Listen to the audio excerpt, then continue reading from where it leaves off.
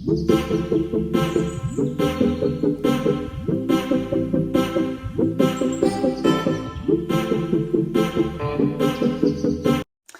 guys, welcome back to my channel. We have another video. In this video, we'll be talking about how to apply to graduate school. Before applying to graduate school, you want to be sure that you've decided on what school you'll be applying to. If you're having difficulties on trying to search for a school, I made a video about that. Do yourself well to go and watch that video, then come back to watch this one, okay? You also want to be sure that you have met up to the requirements, very important. And you want to be sure that you are applying on time. Check out the deadlines and make sure you are trying to meet up, okay? And if you need funding, make sure you apply very early, very early. It's very competitive, so you want to be among the first people that have applied, okay? Yeah. All right, I have outlined some important things you need for your application. Okay, so the first thing on my list is your passport. I do not mean your passport photograph, I mean your international passport. Your international passport is very important. You need the details on the passport during your application. Okay, so if you do not have a passport, you want to go and get one already. The process is quite long, especially in Nigeria, so you want to start on time. Try getting your passport ready. Okay, even when you want to write some exams like the GRE, you need your international passport. So you see, your international passport is very, very important. Without the passport, you can't even travel, so you need it. So try to go and get your passport ready if you do not have one, and if you have one, good. All right, so the next thing on the list is your statement of purpose. So I've had people asking me, oh, I have two, I have a third class, would I be able to apply to schools to do my masters and all of that? Yes, this is where your statement of purpose come in. This is time to write. This is time to be intentional about your statement of purpose. Your statement of purpose is very important. It carries a percentage in your application. So you need to be very intentional. You need to write about yourself, write what you've done, write your interests, write what you want to do later in life. You need to write very well. Your statement of purpose is very important. It carries a big percentage in your application. This is where you can redeem yourself and let them know that, oh, your grade does not define you, like you are actually better than that grade and you are looking forward to do much more better. Okay, so you need to take your statement of purpose very seriously. And if you do not know how to write statement of purpose, you can go online and check on how they write statement of purpose. Okay, it is very important. When I mean go online and check, do not copy anybody's work. Your statement of purpose is your story, so it has to be unique. Do not copy anybody's work. You don't want to do that. You don't want to even start plagiarism before even getting to the school. Don't do that. So just checking online is just giving you guidelines on how you can write, so you do not want to. Another very important document is your transcript. Your transcript is very important. In fact, they always ask for your transcript. Every school asks for your transcript. I've not seen any school that does not require transcript. So you can have the unofficial transcript, official transcript, or the evaluated transcript. The unofficial transcript is just something you upload yourself. You have access to it, so you just upload it yourself. But the official transcript is the one your school, that's the school you finish from, sends to the school you want to go to, okay? Directly, not nobody in between. It is direct, okay? And the evaluated transcript is changing your grade, the grade system of your home country to the US standard. The US standard is 4.0, so they want you to evaluate your transcript. So this different type of transcript differs. Some school wants the official transcript, some school want the evaluated transcript. And this evaluation, there are different bodies that do this evaluation, okay?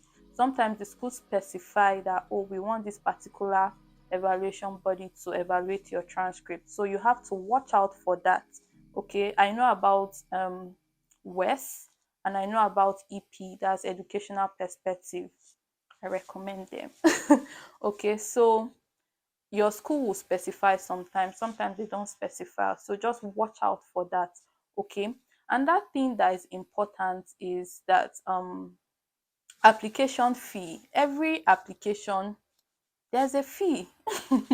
So you should get ready to pay for application fee. You do not want to just start applying and then you do not know that you were supposed to pay for application. No, get ready to pay your application fee. Make sure you've seen the fees always written on the website that, oh, application costs this amount. So always try to check and see that you are comfortable paying the application fee.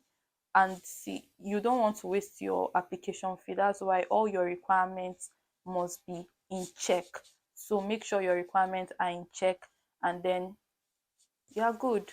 The other thing to talk about is your GRE, TOEFL, those your examination and everything. Make sure that they are in check also. You have written all of those examination and you have scored up to the required grade the school is requiring. Okay. So just check and make sure. There are some countries that English is waived for. There are so many countries that English is waived for, so you could just do well. It's always on the website, and check. If you can't see it on the website and you want to be sure, send them an email. That is very important. They'll always answer you. So I'm trying to remember what else. I'll just look at my book. Um your reference is very important. Sometimes your school require you to will require two recommenders or maybe three. So you want good people to recommend you, people that know you, people, especially people like your past lecturers, people you've worked with. You want them to recommend you. You don't just want anybody to recommend you, because you don't know what they are writing. So you want to be sure that these people are people you've worked with, and you know these people are going to write good things about you. So you don't, if you you don't want them to just write anything that would just tarnish your image or something like that. Okay, so your recommenders are very important, and before putting anybody's name as recommenders, you should have informed them and say, oh, can I use you as my recommender, so that they will be aware of these things, because they will send this email directly to them. Most school does that.